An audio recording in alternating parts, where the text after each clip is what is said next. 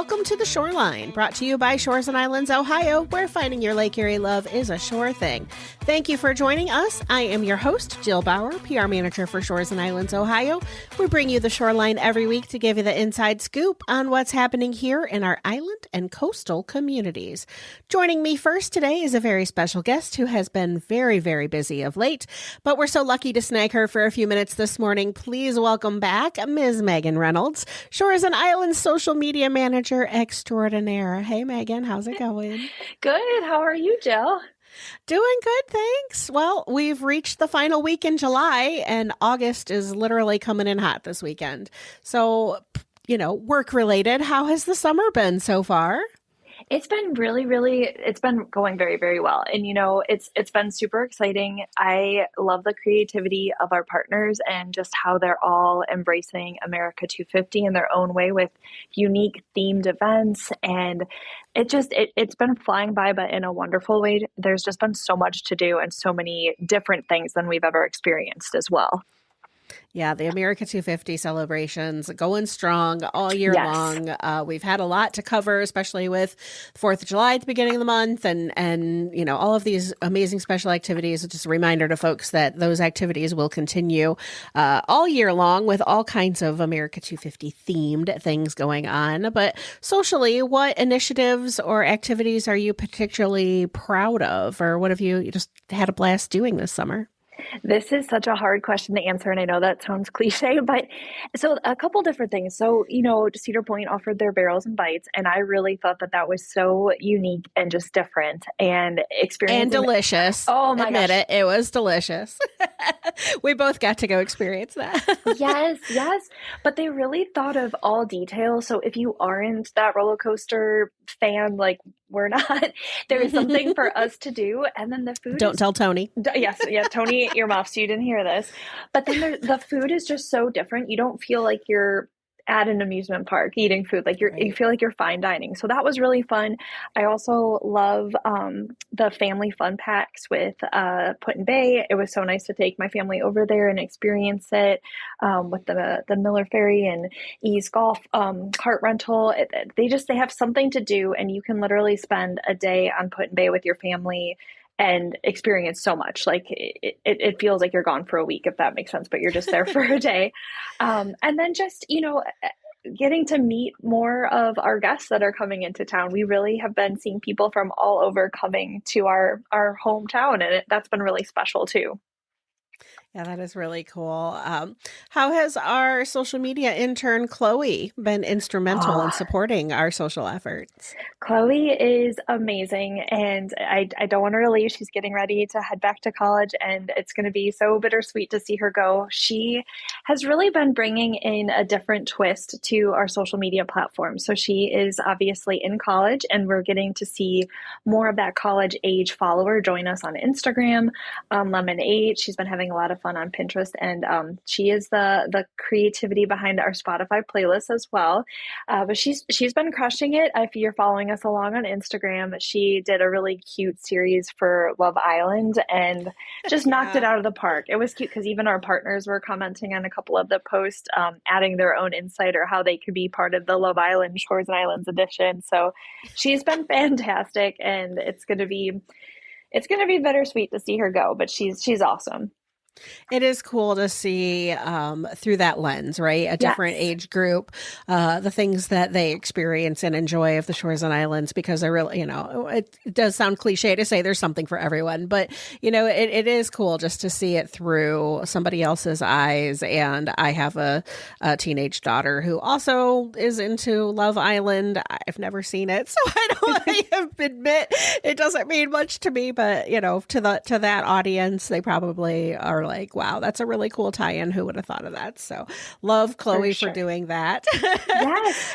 And her drive, she just because she came to the table and pitched it, and I was like, this is brilliant. Like, yes, do this. We need this. And it's just so fun to see that, like exactly what you said, a different perspective, fresh eyes. And even Saturdays, downtown Sandusky with the farm market, she loves going there, and seeing her angle and like the story she shares from it is very, very cool.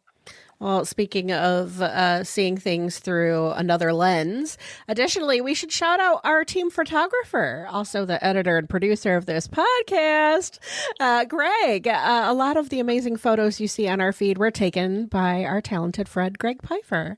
Yes. Oh, yes, yes, yes. Absolutely love Greg. Could not do anything without him. And I mean that so sincerely.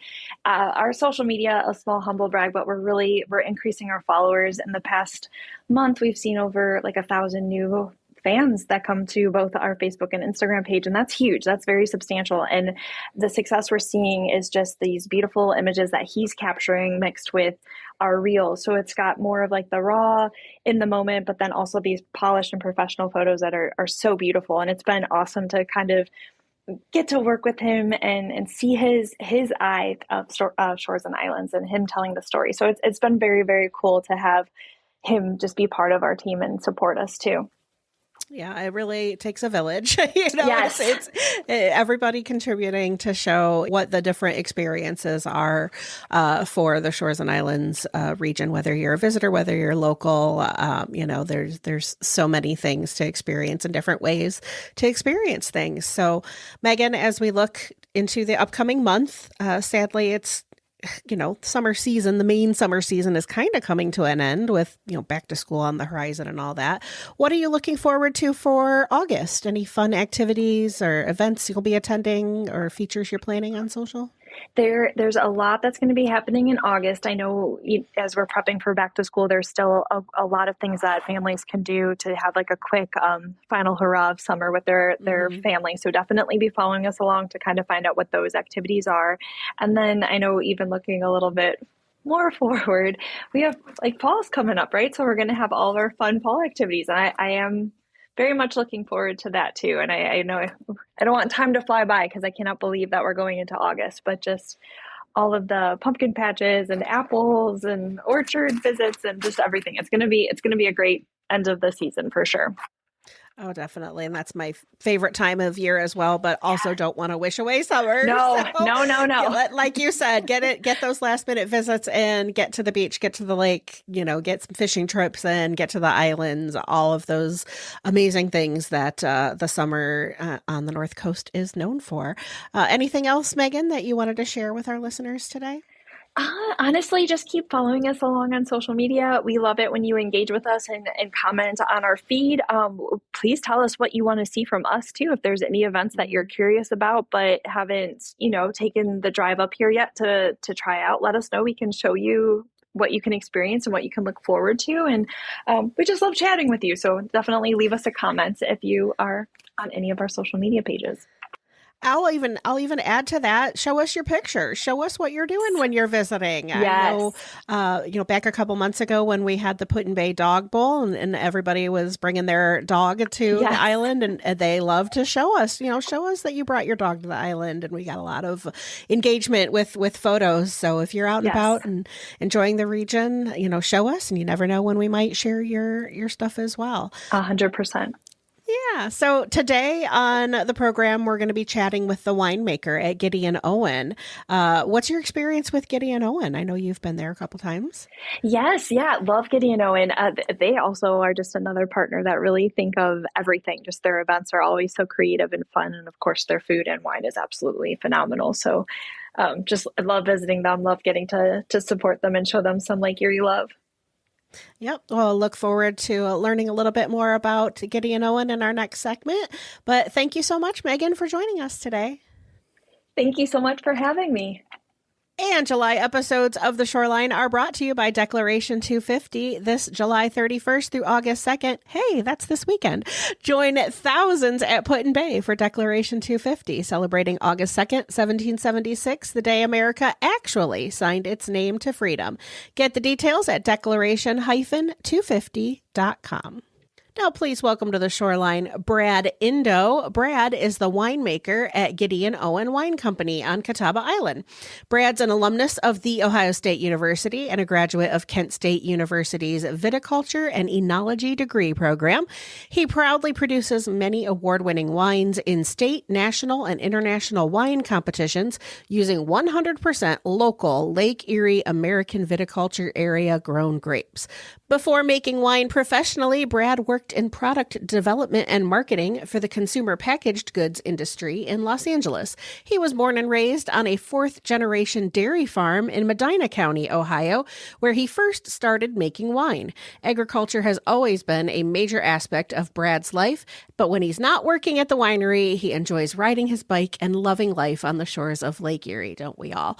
Thank you so much for joining us today, Brad. Glad to be here. Thank you. Of course. So Gideon Owen, it has such a rich history on Catawba Island. Can you start just by giving us a little background on the property and its winemaking legacy? Absolutely. It's an amazing property. It turned 154 years old this year. It was built in 1872 by a group of local grape growers in Catawba Island who formed a grape growing cooperative. They raised $200,000 to build this massive property. It's amazing, it still exists to this day and in as good of shape it's in, and it's currently used, it's still used as a winery to this day. It's one of the only remaining winery properties of that era that's left and still used as a winery. Wow. So can you tell us a little bit about your own background? How did you get into winemaking and what brought you to Gideon Owen? Yeah, thank you for asking. I grew up on a farm and I didn't always have grapes in my background. We were grain farmers. And dairy farmers. I always had an admiration of growing fruit. However, my family was more of, like I said, grain and dairy farmers. I kind of went off on my own path in my own way. Black sheep, they say. Yeah, right. And, growing up, of course, everyone vacations up here. And, my family always, brought us up here as kids. And I have family of lake homes up here. The local wineries that do exist without the islands inspired me very early on. And I always admired the industry and, of course, my agriculture background. Fast forwarding to after I graduated from my first degree at Ohio State University, marketing, I moved out to Los Angeles to work in the corporate world in product development. And out there is where I really got the wine bug. And I'm a country boy, so living in the big city was a big change for me. Whenever I could get out of the city, I would on the weekends and go up the coast to Santa Barbara and, the other famous wine growing regions. And I just fell in love with it. Napa, the Napa region? Yeah, all the way up the coast. There's wine regions all the way from San Diego all the way up to Napa. It's an amazing, the different areas that are up there. But that's really where I got the wine bug. And then I moved back to be closer to family after 5 years of living out there. Okay. And then what brought you directly to Gideon Owen? How did that come to be? That took a little bit of a journey. Previous to me being winemaker here, this is going to be my fifth harvest here, by the way. Time flies. Prior to that, I was actually a winemaker over in the northeastern part of the state in Geneva, Ohio, the Grand River Valley. Yeah, that's where I was previously a winemaker over there for almost 5 years. That's where I had my first winemaking job. And when Quentin and Donna Smith bought this property and started doing all the improvements and renovations, we met by accident. And the first time I met them, Quentin Smith asked me, "Are you looking for a job?" and it all went from there. And, here I am, How perfect is that? Yeah. Now you get to live where you used to vacation and get to do what you love. Yeah. Let's talk about that a little bit. Making wine. When it comes to making wine, can you walk us through the process just from the grapes being harvested to the finished bottle? How much of it is done there on site and how much are you, involved with? Yeah, I'm in charge of all of it, and everything is done here. We have a modern day wine production facility. Even though we do have our historic cellars that we do use for aging wine that are 40 feet underground, we do have an above ground wine cellar that's behind the main building where we have our crush pad that has the crusher destemmer and the wine press. So when grapes are harvested, we can crush and process everything here on site. And we can also ferment everything in that same facility, and it stays up there until it's ready to bottle or to be put in barrel to age. And we do everything here from grape to bottle. Wow. So let's talk about this region. How is our climate and the soil influencing the grapes that you're able to grow there on your property and that you're using in your wines? And are there certain varieties that maybe you have to get from other places? Yes, Lake Erie, the shores along Lake Erie from, pretty much from Toledo all the way up to Buffalo, within a 15, 20-mile distance from the shores of Lake Erie is the Lake Erie AVA itself. It's one of the biggest AVAs and one of the oldest ones. And, 150 some years ago, when this was, a very large, prominent wine growing region, it was the Napa of its time prior to Prohibition. Even back then, when they immigrated here, Europeans, they knew this had a very special microclimate and very special soils. That's why you see so many, fruit orchards and, of course, vineyards, all the way in this region, all the way up coast of Buffalo, New York. It has its own perfect microclimate that's regulated by Lake Erie. It protects us 2 different times a year. They're critical. One, the most important being the spring when frost, usually comes around in, mid to late April up to early May. The breeze off Lake Erie protects us from the frosts after the grapevines bud out. And then also in the wintertime when we have hard winters, like this past winter, for example, was very hard. This year was an exception. Normally, when the lake's not totally frozen shut, it protects a lot of the vineyards along the lake from some of the harsher temperatures, the below zero temperatures that we kind of witnessed this past winter.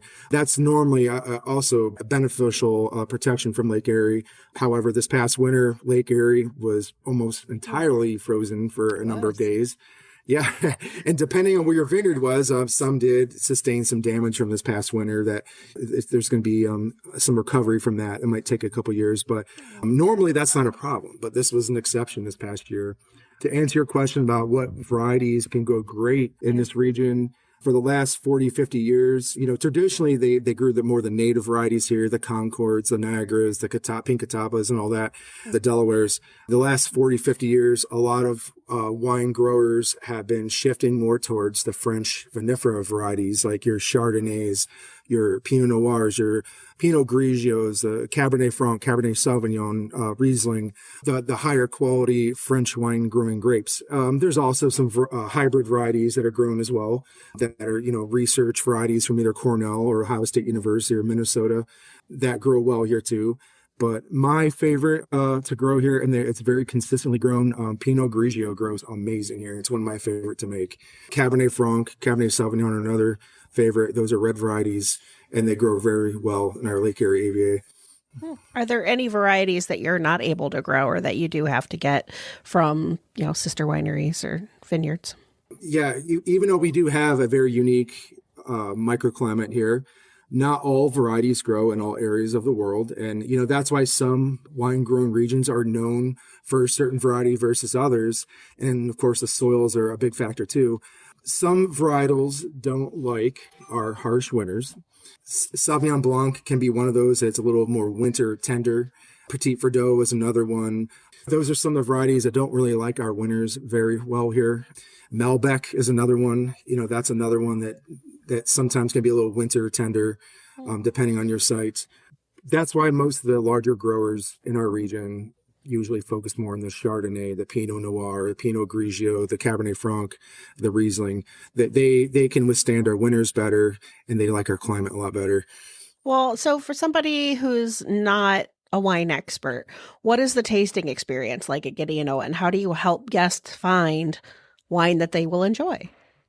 Yeah, we offer many options for all types of customers that like, from dry to sweet wines or something in the middle. We have many options. We have whites, we have rosés, and we have many red wines to offer. Most of our wines are dry wines. We do offer a couple semi-sweet wines for customers who enjoy those types of wines.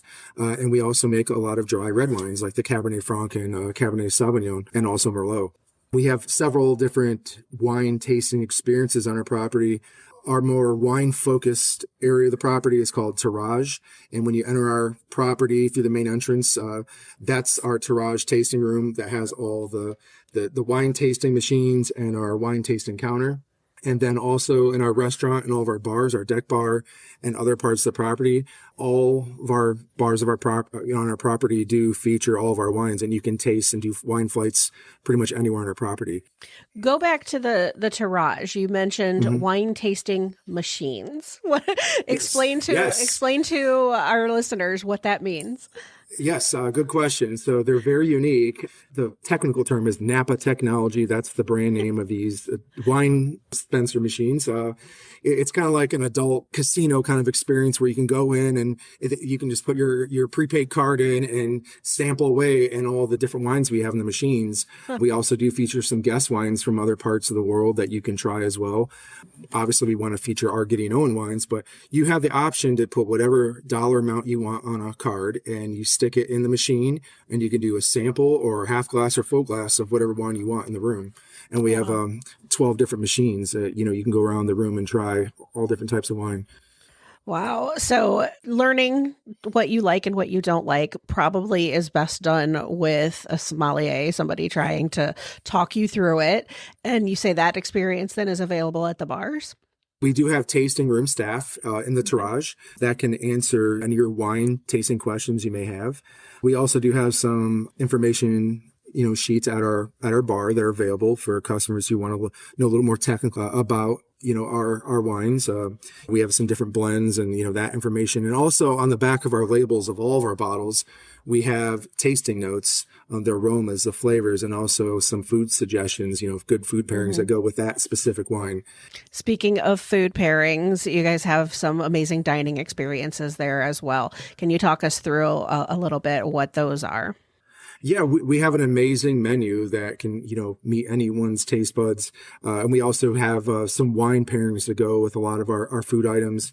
We have anything from appetizers to soups and salads. We're known for our lobster bisque. And we have some other handheld items like burgers and different sandwiches and shaved ribeye, prime rib, steaks, salmon, chicken. We have a wide variety of all kinds of good cuisine just to pair good with wine. Wine and food go together. When you pair them properly, they should complement each other, and we try to do that here at Gideon Owen. And you have several different areas which you can eat, like indoors, outdoors, different dining experiences. Can you talk us through those a little bit? Yeah, and this time of year, and even in the fall, is the perfect time to visit the property because we have a very large property. We have more outdoor seating and green space than anywhere else around the area. We have indoor seating if it's hot out and you don't want to sit outside. We have a wide, spacious, back part of our property that's a courtyard, has different fire pits and a massive fireplace that you can sit out. We have picnic tables out in the yard by the vineyard. We have a large patio space. We have a patio bar. We have a very massive outdoor, part of our property that is best enjoyed this time of year. And also we have entertainment, Thursday through Sunday. Well, speaking of entertainment, special experiences, you also offer tours and some things that give your guests a closer look at winemaking. For example, the Grape to Bottle experience that you host. Can you talk about some of those special events that you guys do? Yeah, we do that once a month, Grape to Bottle. It takes you through, that's why we call it Grape to Bottle. It takes you through the entire process from the harvest time when we're bringing the grapes in the fall. And, if we have it once a month, it's usually the last Thursday of each month. This month, it's July 30th. And we're going to feature wine and cheesecake pairings made by our in-house baker. Woohoo. Yeah, homemade cheesecake too by our in-house baker. She does an amazing job. And then August 27th is our pre-harvest open house in our above ground wine cellar. So we'll take you through our entire facility and show you where everything's going to be crushed and pressed and fermented. And then September is when the white grapes are starting to be harvested. So September 24th is our white wine harvest tour experience. And then October is when all the reds are typically harvested. So then we take guests through our cellar and you can see the red grapes fermenting on their skins in the bins. And we do punch down and you can smell it in the air and maybe even taste a little of the tank if you like. It's a true Grape to Bottle experience. We feature it all the way from harvest all the way to this time when things are bottled.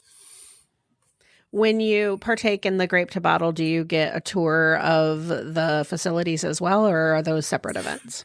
Yes. Each month we do a different topic. Usually it's a different wine type, or we do a different, cellar experience every month. Those are always listed on our website or on our social media. So it's usually about an hour and a half event, and you usually get to taste 3 or 4 different wines paired with some different bites or charcuterie items. And then at the conclusion of the event, we do offer a full cellar tour, and you do get to go down in our historic cellars that are 40 feet underground the building. Are there additional opportunities to tour the cellars if you're not participating in the Grape to Bottle experience? Do they ever take anybody down there? We do have a special request for that, depending on, the size of the group and the actual date that is requested. Because, we have a lot of events on our property. We sometimes have up to 2 weddings, a weekend here. Sometimes there's conflicts with taking the public down in the cellar if, if there's a wedding going on or whatever. It just depends on what special events we have scheduled on the property. But we do offer it by special request, yeah. Yeah, I was going to say, speaking of special events, you have a lot of things planned throughout. We're going into the second half of the year. I know that you're famous for your holiday events. What big events should we be looking forward to for the rest of this year? For this summer, the August 1st summer market, that's something we have out here outdoors, outside in our yard next to the vineyards in our chalet. That features different local vendors, some different food and, of course, wine. That's why we do it. It's a lot of fun. So that is August 1st, the summer market here at Gideon Owen. And then, of course, like I said, we have our Grape to Bottle events every month. And then, going into November for the off season, we have a month-long holiday market that starts on November 27th, and that goes all the way up to Christmas on the weekends. It's absolutely amazing to visit for the holiday events because it's just gorgeous the way that you guys have the little fire pits and the lights everywhere. And I believe last year you had like an ice, kind of a speakeasy situation going on. Is that coming back? The Ice Show Festival, yes.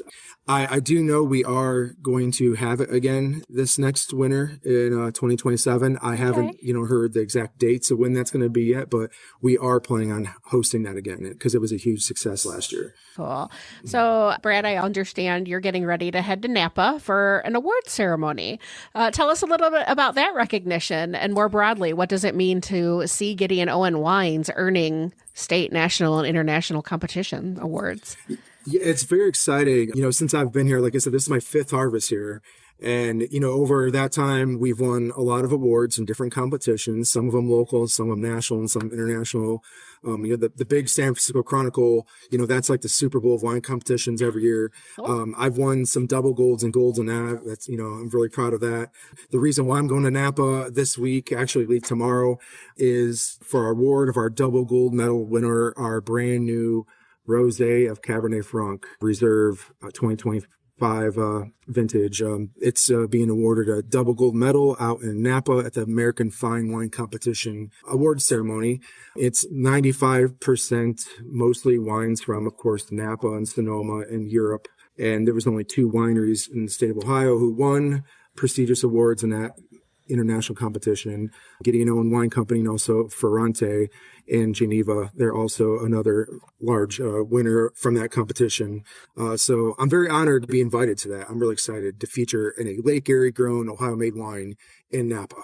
That doesn't happen very often. Yeah, that is very cool. I was going to ask, how is the reception out there when you're, all of the award winners are from the West Coast and they hear, an Ohio wine has won. Do they kind of look at you like, what?